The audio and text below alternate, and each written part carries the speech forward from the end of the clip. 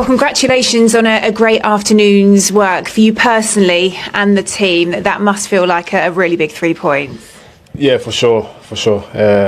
We knew it was going to be difficult, to get back to winning ways after our recent form. So, of course, tough game, and happy that we win, first of all, and happy to be on the score sheet as well. Yeah, take us through that first half. Was it a case of feeling your way through it, picking your moments and really being patient for that opportunity when it would come? Yeah, I think when you're going through like tough times as a team, it's about fighting your way through to a victory, which it was today. We had to.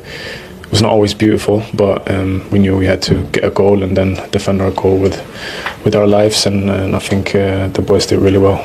Yeah, the goal came thanks to you. Does it feel like a weight off your shoulders, that first Premier League goal now? Yeah, of course. I'm aware that it's been a long time coming, and I've been trying to get back to my best form, and I'm still on the way, but I'm happy to have that goal. Is it something that has been weighing on you, and do you feel almost a release now that could be you up and running, that you have one on the board? I think it's a mix. Of course, the best feeling today is that we win the game. That's the best way to get a good spirit within the group, and that's helpful for the individual as well. But yeah, of course, I'm a striker, so scoring goals will always help me. How much belief do you think as a side then you can take from this, and what does it do for the direction of travel now for this team in a big week? Yeah, I think we have to use this win in a good way, but also be humble, because we've had a tough time. So one win doesn't necessarily mean that we're back. We have to stay focused and keep working hard to keep this momentum. Right, thanks very much for your time. Anna, is that relief? Anna, is that relief? How do you sum up your emotions after that one? No, to a certain extent, definitely a relief. If we've lost so many times, then winning is important. At least getting a result, and if you keep a clean sheet, you have a chance of a win. You have definitely a result, but because we scored two, we had a win. What do you think was key? I suppose particularly in that first half, where you look at some of the early goals that you've conceded recently, what perhaps made you more stable this afternoon? That we hardly conceded a chance, and that one chance they had didn't go in, and I think that chance was just before the final whistle. And in the meantime, I think we were able to create our chances again, as we've done throughout the past few weeks as well, but we gave away in other games much more than we did today, and that was of course from our side much better. And is that shape, is it tactical, is it belief, a mix of all three? It helps if you don't go 1-0 down after 5 minutes, because then you have to chase the game and you are more open, and now we could control the game more, especially after going 1-0 up. The only moment when I saw when I saw my team had a bad run of results was, I think, the last 5 minutes when they went down to 10 men. I didn't saw a team. I saw a team that was surviving, but surviving in a good way, because they threw themselves in front of crosses, won their headers inside our box. But normally, if you're in a better run of form, the other team goes down to 10. You're able to outplay it a little bit better, but no time to criticize the game. I think we've played the game I wanted us to play. Hardly conceded anything and scoring 2 goals. It's interesting what you say there. I did wonder the lack of celebrations maybe around the second goal as well. Was that reflective of a side that has been through a lot recently? The lack of... quite muted celebrations we noticed from yourself and from the team as well. Yeah. I don't know, maybe they had to put a lot of effort in, or I don't know why it was. I think what I did saw was that it meant a lot to the players, and it meant a lot to our fans as well, because they had to travel a long way to come over here to support a team that's performing and having very poor results lately. But they were there for the team from start to finish, so that was, and I think they were, as we, very happy with the 2-0 when we scored that one. Does it feel like a significant goal for Alexander Isak? Yeah, I think it does. Yeah, he was already twice or maybe 3 times quite close to scoring his first today, but also in other games, but definitely also today. And No, I don't think I was planning to give him many more minutes because I saw him standing with his hand on his knees one or two times just before he scored. But that's why I think it was important for him and for us as a team that he scored that goal today. What does this result do then for the difficult period that you have been in and going forward in a busy week, which you can now try and build on? Yeah, it's a first step, although we know on Wednesday we face Sunderland again. We are a very strong team, played yesterday. So it's a very busy schedule for everyone.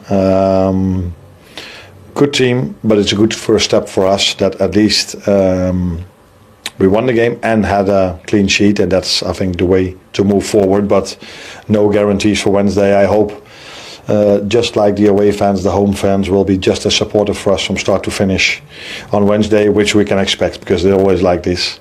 And hopefully the players can bring in the same performance as today. All right, thanks for your time today. You're welcome. Thank you. For the club. Yes, big moment for him, and he'd had a couple of chances first half. One he should have done better with a half chance, but it was a good save as well from a goalkeeper in there. But Wirtz is involved, he doesn't get the assist, but really clever pass on the edge of the box here into Gakpo, who, to be fair, probably just tries to find and put the ball into an area. But Isak does really well, finds space in the box. That is not easy, to find space in the box with so many numbers there. You see West Ham, I think they've probably got almost everybody back behind the ball.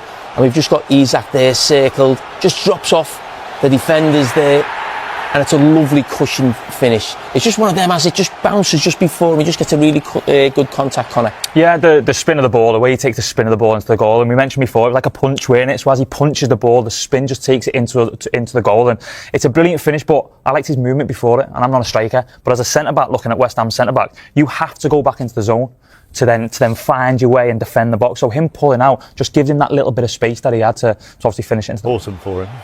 Yeah, it is. And what hasn't helped him, really, is probably the form of Ekitike as well. He was almost supposed to be the backup striker. Isak's supposed to be the number one. That was the case today. But it'd be really interesting, putting a couple of games again this week, what the manager does, because I don't really feel that Ekitike deserves to be on the bench, really. But when you've got 3 games in a week, you can justify that in some ways. But I think for him and Wirtz today, that was a big moment. His first Premier League goal. But Florian Wirtz coming in and putting in a performance where he looked head and shoulders above everybody else on the pitch. And when you pay that type of money for both of those players, that's what it should look like. So we're definitely looking at him on extra time. We will be. Let's look at the both of them. Right. We'll look at both of them on there. Look, West Ham were down to 10, and there was still a little bit of a nervousness about Liverpool, you would say. West Ham had a couple of half chances, so it was important to close it out. Oh, there was. But that comes with confidence, chappers. That comes with being on the run Liverpool have been on, being on the run where they've conceded a few goals, and that's what comes. But they needed this goal. They needed it. We mentioned Cody Gakpo throughout the game, and we know him, and what we know of him is scoring goals. That's what he brings, that's what he does. And it's a great finish. Obviously, Joe Gomez puts it into the box, and it's just a little bit of a hopeful ball into the box, isn't it? First time, and it's a great touch from Gakpo. Mavropanos obviously misjudges it. Great touch and swivel and volley into the goal. It's a brilliant finish. And Liverpool needed that at that spell in the game because there was just a little bit of a nervous energy around the place at the minute. I see. It's fine margins, isn't it? Because if Mavropanos had got his head on that, all of a sudden there could have been a counter the other way. I know it's all ifs and buts. Yeah, but it was interesting watching Liverpool at the end of the game. And you could see the nervousness in them because they haven't won for so long. It was a pressure game they had to get something from. And actually, in those last few minutes, West Ham were actually keeping the ball and playing, and they had a man less. And that just comes from a real fear. We've both been there as players, that real fear. We're thinking everyone's terrified to make a mistake. Everybody's terrified to get on the ball in case they lose it or step out of position. So I think confidence-wise, Connor's right. I think that'll do Liverpool a world of good going into the next couple of games again, which are 2 fixtures that they should win. It took him 6 games and 10 goals for Liverpool. Is it fair to say, Mo, then, that the overwhelming feeling, both for Isak scoring and Liverpool getting back to winning ways, is relief? Almost perfect day, wasn't it? No injuries. Isak scoring, which is huge. He's been in for a lot of criticism lately, and of course a clean sheet as well with all their problems at the back. So, I mean, it was almost the perfect result, nearly perfect performance. I mean, they weren't at their absolute amazing best, but they were solid enough. They 100% deserved to win the game. They controlled it throughout, and and all that without Mo Salah as well. It'll be interesting to see if he gets a look in next game now. Well, let's take a look at Isak's goal, the one that opened the scoring for Liverpool then. Owen. Yeah, I mean, to be fair, Liverpool dominated. I thought Florian Wirtz was fantastic. I thought Szoboszlai played great. I love this little ball from Wirtz around the corner. Great turn from Gakpo. And a fabulous finish, Mo. What? Talk me through that. That reminds me of the goal he scored for Newcastle in the cup final against Liverpool. I mean, this is not, let me tell you, an easy finish. When the ball just bounces up and to punch it low like that, to keep it down with pace, bang into the bottom corner. That is class. Look at this for a finish. Boom. Have that. I mean, right into the corner. That is so much more difficult than he made it look. Brilliant finish. Yeah, cool as ice as well. What did you make of this, though? Because Lucas Paquetá just back from suspension and then gets sent off as well. Let's show you what happened, because there was a yellow card and then another one shortly after. Well, that's a foul, obviously, you know, from Fulkrug there. And then he has a little moan up, puts his arms up, gets a yellow for that. I can kind of understand, but he's obviously frustrated. The problem is, look, I mean, if you're going to be in the rest phase for a minute, anybody moaning for 5 seconds is annoying. Never mind doing it for a minute. So, in the end, the refs are, mate, I've had enough. It's Christmas, you know.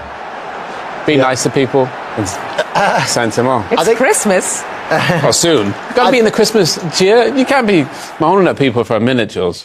No, exactly. I think that's correct. I mean, we've got a game coming up in about focus on it all, but that lasted for over a minute. He was in the referee's face. I actually questioned some of his teammates. I questioned Paquetá, but I questioned some of his teammates. They had to pull him away. He went and he went and he went and he went for a fourth time, and the referee finally had enough. And I don't blame him. If you see it in its entirety, I don't think many people will blame the referee. Well, since you've reminded us we're on a time limit, let's get to the second goal, shall we? Because another great finish here from Cody Gakpo to secure the 3 points for Liverpool. Yes.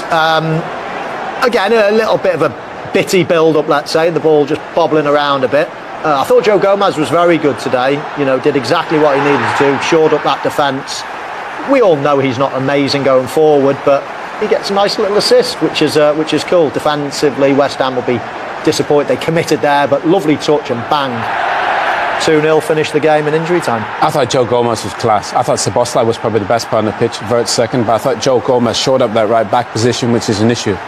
We said before the game, defend well, keep a clean sheet, and you'll be fine. And Liverpool were in control. And are they back in the mix? You know, they're only 2 points off. Yeah, 2 points off second. I do think Liverpool, for many, many years, they've been about outscoring teams, but I think for the first time in a long time, a clean sheet today will be on the top of Arne Slot's agenda before the game, closely followed by Isak getting off the mark as well. So I think those two things are huge positives for Liverpool. Our Klopp actually has no interest in getting back into full-time management, that he wants, a little bit like Gareth Southgate, he wants to kind of use his leadership skills and management to go into other careers. All that said, it did feel a little bit conspicuous that on the day after a big Liverpool defeat, he's on social media rating chicken dinners or something like that. As a colleague put to me, that looked like a modern come and get me play. Jackie, Jonathan Northcroft in the Sunday Times has done a big piece on Arne Slot, why Liverpool are standing by Arne Slot for now. Miguel mentioned mitigating factors for Jurgen Klopp when he had bad runs. Are there mitigating factors here? Because he says, does Jonathan Northcroft, Liverpool's biggest issue of all is being in a period of squad transition. Usually it happens at the start of a manager's tenure and allowances are made. The difficulty for Slot is achieving success first with an inherited team. Is there a bit of truth in what Jonathan Northcroft is saying there? Yeah, it's a really good piece by Jonathan Northcroft in the Sunday Times. I'd urge you to go and read it if you can. And he's clearly very well connected. He's clearly spoken to the hierarchy of Liverpool. It is very well sourced. It doesn't just say save Arne Slot for the sake of it. There's lots of reasons in there why they would. The relationship is a positive, ongoing one with the hierarchy.